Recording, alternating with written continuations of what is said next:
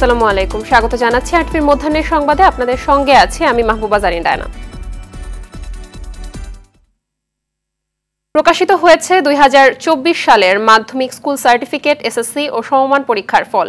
সকাল 10টায় গণভবনে প্রধানমন্ত্রী শেখ হাসিনার হাতে ফলাফলের সারসংক্ষেপ তুলে দেন শিক্ষামন্ত্রী মুহিবুল হাসান চৌধুরী। এবছর চট্টগ্রাম বোর্ডে পাশের হার 82.80%, জিপিএ 5 পেয়েছে 10,823। কুমিল্লা বোর্ডে পাশের হার 79.23%, জিপিএ 5 পেয়েছে 12,100 শিক্ষার্থী। যশোর বোর্ডে 92.32%, বরিশাল বোর্ডে 89.32% ও দিনাজপুর বোর্ডে 78.40% পাশ করেছে। এ সময় প্রধানমন্ত্রী বলেন, তার সরকার শিক্ষা ব্যয়কে বিনিয়োগ হিসেবে নিয়েছে। শিক্ষার্থীদের কারিগরি ও তথ্য প্রযুক্তি বিষয়ে জানতে হবে বলে গুরুত্বারোপ করেন প্রধানমন্ত্রী। প্রধানমন্ত্রীর কাছে ফলাফল হস্তান্তরের পরই শিক্ষার্থীরা শিক্ষা বোর্ডগুলোর ওয়েবসাইট ও এসএমএস এর মাধ্যমে ফল জানতে শুরু করেন। উন্নতি করা যায় না, এটাই বাস্তবতা, এবং সেই জন্যই আমাদের সরকার সবসময় আমরা শিক্ষাকে সব থেকে গুরুত্ব দিয়ে থাকি। আর শিক্ষায় যে অর্থটা আমরা ব্যয় করি সেটাকে আমরা ঠিক ব্যয় বলি না, এটা জাতির পিতা বঙ্গবন্ধু শেখ মুজিবই বলে গেছেন যে শিক্ষায় যে অর্থ ব্যয় হয় সেটা হচ্ছে বিনিয়োগ। আমরা বিনিয়োগ করি। দর্শক, এই মুহূর্তে রাজধানীর ভিকারুননিসা স্কুল অ্যান্ড কলেজে আছেন সহকর্মী খান আলামিন, সেখান থেকে সরাসরি যুক্ত হচ্ছেন তিনি। আলামিন, ফলাফল তো প্রকাশিত হয়ে গিয়েছে, তো এই মুহূর্তে শিক্ষার্থী আর অভিভাবকদের প্রতিক্রিয়া আর উচ্ছ্বাস কেমন দেখতে পাচ্ছেন জানাবেন।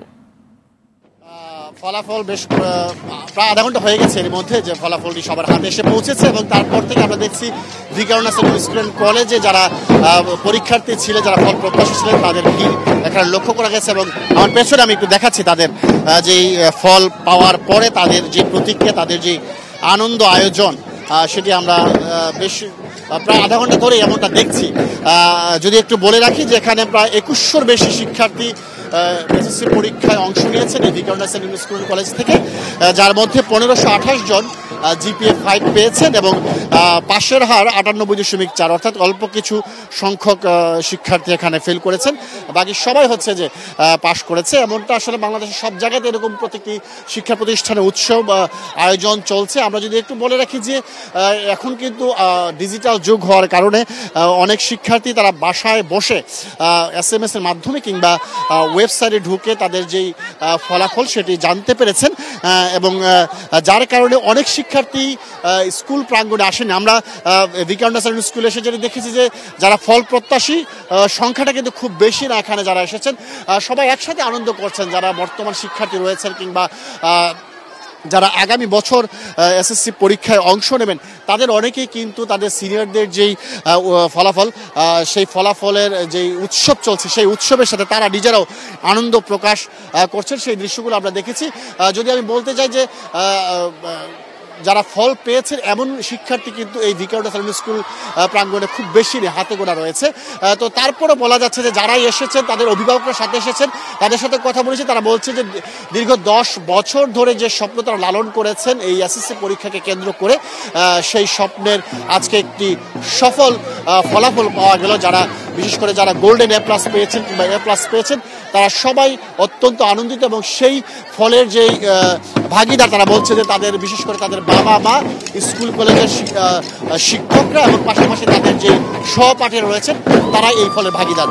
তো মাহবুবা, এ হচ্ছে ভিকারুননিসা স্কুল থেকে আমার কাছে থাকা সবশেষ তথ্য এসএসসি ফলাফলের। ধন্যবাদ আপনাকে। দর্শক, এবার চলে যাচ্ছি চট্টগ্রামে, সেখানে আছেন আমাদের আরেক সহকর্মী সাইফুল মাহমুদ। সাইফুল, ফলাফল ঘোষণার পর শিক্ষক, শিক্ষার্থী ও অভিভাবকদের প্রতিক্রিয়া কেমন দেখতে পাচ্ছেন জানাবেন। জি মাহবুবা, যেমনটি বলেছেন, পরীক্ষার এসএসসি পরীক্ষার ফলাফল ঘোষণার পরপরই কিন্তু স্কুলগুলিতে কিন্তু শুরু হয়েছে আনন্দের বন্যা। আমি এই মুহূর্তে দাঁড়িয়ে আছি চট্টগ্রাম কলেজিয়েট স্কুলের সামনে। এখানে কিন্তু শিক্ষক, শিক্ষার্থী এবং সেই সাথে অভিভাবকদের মধ্যে কিন্তু এক ধরনের আনন্দের বন্যা বইছে। তারা কিন্তু খুবই খুশি হয়েছেন, তারা তাদের প্রত্যাশিত রেজাল্ট কিন্তু তারা পেয়েছেন এবং অনেকে জানিয়েছেন তারা খুবই খুশি এই রেজাল্টে। আমি যদি একটু বলে থাকি, চট্টগ্রাম শিক্ষা বোর্ডের অধীনে পরীক্ষার্থী ছিল 1,54,809 জন, তার মধ্যে সবাই পাশ করেছে। এখানে জিপিএ 5 পেয়েছে কিন্তু 10,823 জন। গত বছর ছিল কিন্তু 11,450 জন। গত বছরের তুলনায় এবছর জিপিএ 5 কিন্তু কমেছে, যদিও পাশের হার বেড়েছে। গত বছর পাশের হার ছিল 78.29%, আর এই বছর পাশের হার 80.82%। সেই ক্ষেত্রে কিন্তু আসলে খুবই খুশি হয়েছেন যারা অভিভাবক, শিক্ষার্থী, শিক্ষক, তারা কিন্তু খুবই খুশি হয়েছেন। বিশেষ করে মহানগরীর যে ভালো কলেজগুলো আছে সেগুলিতে 100% পাস করেছেন, সেজন্য কিন্তু তারা কিন্তু এসেছেন এবং তারা কিন্তু আনন্দ করছেন। এবং অনেক শিক্ষার্থী জানিয়েছেন তারা তাদের প্রত্যাশিত ফলাফল পেয়েছেন এবং তারা কিন্তু অপেক্ষা করবেন এখন ভালো একটা কলেজে চান্স পাওয়ার জন্য। যেহেতু আসলে দেখা যাচ্ছে যে পাশের হার বেশি, সেজন্য সবাই ভালো কলেজে, প্রত্যাশিত কলেজে ভর্তি হতে পারবেন কিনা সেটা নিয়ে কিন্তু অনেকটা অভিভাবকরা কিন্তু দুশ্চিন্তায় আছেন। তারা জানিয়েছেন তাদের ছেলে মেয়ে ভালো পাস করেছে এবং তারা সেজন্য খুবই খুশি এবং তারা সুক্রিয়া জানিয়েছেন উপরওয়ালার কাছে। এবং আমরা কথা বলেছিলাম কলেজের স্কুলের প্রধান শিক্ষকের সাথে, তিনি জানিয়েছেন তাদের স্কুল থেকে শতভাগ পাস করেছে এবং তারা কিন্তু এই জন্য খুবই খুশি হয়েছেন এবং তারা কিন্তু সুক্রিয়া জানিয়েছেন। এবং একই সাথে খুবই আনন্দ, যদি বলি চট্টগ্রামের বিভিন্ন স্কুল কলেজগুলোতে এই মুহূর্তে কিন্তু আনন্দের বন্যা বইতে, প্রত্যাশার চেয়ে ভালো ফলাফল হয়েছে অনেকে বলেছেন। এই ছিল আমার কাছে ফলাফল নিয়ে সর্বশেষ তথ্য। ধন্যবাদ আপনাকে। রাজশাহী বিশ্ববিদ্যালয় ছাত্রলীগের 2 গ্রুপের সংঘর্ষের পর ক্যাম্পাসে থমথমে পরিস্থিতি বিরাজ করছে। এতে আতঙ্কে আছেন সাধারণ শিক্ষার্থীরা। অপ্রীতিকর পরিস্থিতি সামাল দিতে ক্যাম্পাসের বাইরে ও ভেতরে পুলিশ মোতায়েন করা হয়েছে। গেল রাতে বিশ্ববিদ্যালয় সোহরাওয়ার্দী হলের গেস্টরুমে বসা নিয়ে ছাত্রলীগের 2 গ্রুপের কথা কাটাকাটির জেরে ধাওয়া পাল্টা ধাওয়া ও ককটেল বিস্ফোরণের ঘটনা ঘটে। এতে 3 জন আহত হয়। এ সময় দেশীয় অস্ত্রের মহড়াও দেখায় ছাত্রলীগের নেতাকর্মীরা। পরে পুলিশ এসে পরিস্থিতি নিয়ন্ত্রণে আনে।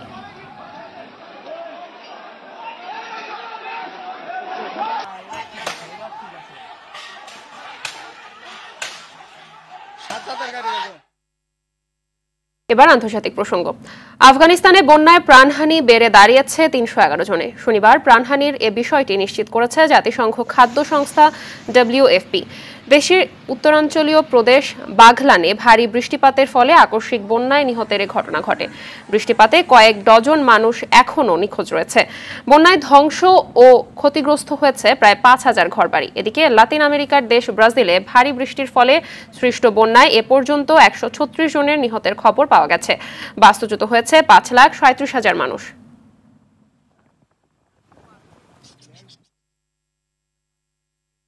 আবারও রাফা খালি করার নির্দেশ দিয়েছে ইসরায়েল। শনিবার ইসরায়েলের সেনাবাহিনীর মুখপাত্র উত্তর গাজার জাবালিয়া এলাকার বাসিন্দা এবং আরও 11টি এলাকার লোকজনদের গাজার পশ্চিমের আশ্রয় কেন্দ্রে যাওয়ার জন্য নির্দেশ দেয়।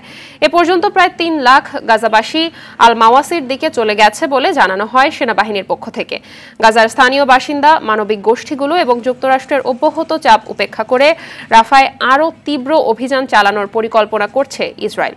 এদিকে নেতানিয়াহুর সরকার পতনের দাবিতে রাস্তায় নেমেছে হাজার হাজার জনতা। বাংলাদেশ ও জিম্বাবুয়ের মধ্যকার শেষ টি-20-র খবর জানাতে মিরপুরের শেরেবাংলা স্টেডিয়ামে আছেন সহকর্মী নাজমুস সাকিব। সরাসরি চলে যাচ্ছি সেখানে। সাকিব, শেষ টি-20-র আগে অনুশীলনে তাসকিনের হালকা চোটের খবর আমরা জানতে পেরেছি, তো এ বিষয়ে বিস্তারিত কোনো তথ্য থাকলে জানাবেন। আর ম্যাচ নিয়ে দর্শকদের আগ্রহ কেমন দেখতে পাচ্ছেন? ধন্যবাদ আপনাকে। তাসকিন আহমেদের যে ইনজুরির খবরটা শোনা গিয়েছিল সেটা আসলে ততটা গুরুতর নয়। আমরা যে বাংলাদেশ যখন চট্টগ্রামে জিম্বাবুয়ের বিপক্ষে সিরিজ নিশ্চিত করে ফেলে সেই সময়টাই আসলে বাংলাদেশ, এরপর থেকে বাংলাদেশের দলে পরিবর্তনের যে আভাসটা সেটা দেখেছি, যেহেতু সামনে বিশ্বকাপ আছে, তো সেটা দেখে আসলে দলে পরিবর্তন আসছে। সেই ধারাবাহিকতায় আসলে তাসকিন আহমেদকে আজকে বিশ্রাম দেওয়া হয়েছে। তাসকিনের সাথে আরও 2 জনকেও বিশ্রাম দেওয়া হয়েছে। আর দলের যে অবস্থা, বাংলাদেশের যে টি-20 সিরিজ চলছে সেটা কিন্তু আজকে শেষ ম্যাচ টি-20 সিরিজের। তো দর্শকদের আগ্রহের কথা যদি বলা যায়, পুরোপুরি বলা চলে যে নারী ক্রিকেট আমরা যেরকম দেখি যে নারীদের ম্যাচে মাঠের গ্যালারি পুরোপুরি ফাঁকা থাকে, কিছু দর্শককে দেখা যায়। এই ম্যাচেও আসলে সেরকমই দেখা গিয়েছে। আমরা যদি বলি বিপিএল এর সময়, বিপিএল সেমিফাইনাল এবং ফাইনালের সময় দর্শকদের টিকিট নিয়ে একটা হাহাকার হয়েছিল এবং অনেক জায়গায় মারামারির খবরও শোনা গিয়েছে, দেখেছি আমরা। কিন্তু জিম্বাবুয়ে সিরিজে কিন্তু আসলে সেটা দেখা যায়নি, কারণ বাংলাদেশে আসলে যে এখন যে অবস্থা, যে খুব বাজে খেলে জিম্বাবুয়ে বাংলাদেশে চলে আসছে, সেই জায়গা থেকে আসলে জিম্বাবুয়ে ম্যাচকে এখন দর্শকরা এত গুরুত্ব সহকারে দেখে না। সেটাই দর্শকদের আগ্রহ দেখে মনে হচ্ছে। আর বাংলাদেশ আসলে যেভাবে খেলেছে, শুরুটা যেভাবে করেছে, প্রথম দিকে টপ অর্ডারদের যে ব্যর্থতা, আজকেও ছিল ধারাবাহিক ব্যর্থতা। প্রথমে 15 রান করতে 3 জন টপ অর্ডার সাজঘরে ফিরে যায়। তো সেখান থেকে আসলে মাহমুদুল্লাহ রিয়াদকে সঙ্গ দেন নাজমুল শান্ত, দুজন মিলে একটা হাল ধরেন দলের। তারপরও যে নাজমুল শান্ত ক্যাপ্টেন হিসেবে যে দায়িত্বটা পালন করা দরকার ছিল, তিনি সাপোর্ট দিয়েছেন মাহমুদুল্লাহকে, কিন্তু টি-20 ক্যাপ্টেন হিসেবে আসলে যেরকম মারমুখী খেলার প্রয়োজন ছিল তেমন কিন্তু তিনি আজকেও খেলতে পারেননি। তার ব্যাটিং স্টাইলটা পুরোপুরি ওয়ানডে স্টাইলে ছিল এবং শান্তর আউটের পরে তাকে সঙ্গ দিয়েছেন, মাহমুদুল্লাহকে সঙ্গ দিয়েছেন সাকিব আল হাসান। তো তাদের জুটিতে আসলে বাংলাদেশ একটা মোটামুটি ভালো একটা সংগ্রহ দাঁড়িয়েছে, 157 রান একটা ভালো সংগ্রহ দাঁড়িয়েছে। তো আশা করা যাচ্ছে যে এই ম্যাচটা বাংলাদেশ জিম্বাবুয়েকে হারিয়ে হোয়াইট ওয়াশ করে বিশ্বকাপ মঞ্চে যেতে পারবে। তো এই ছিল আমার কাছে মিরপুর থেকে আসলে সর্বশেষ। ধন্যবাদ। মধ্যাহ্নের সংবাদ এ পর্যন্তই। সবশেষ সংবাদ জানতে যে কোনো মোবাইল ফোন থেকে 24141 নম্বরে ডায়াল করুন। দুপুরের সংবাদ পৌনে 2টায় দেখার আমন্ত্রণ রইল। ধন্যবাদ সবাইকে।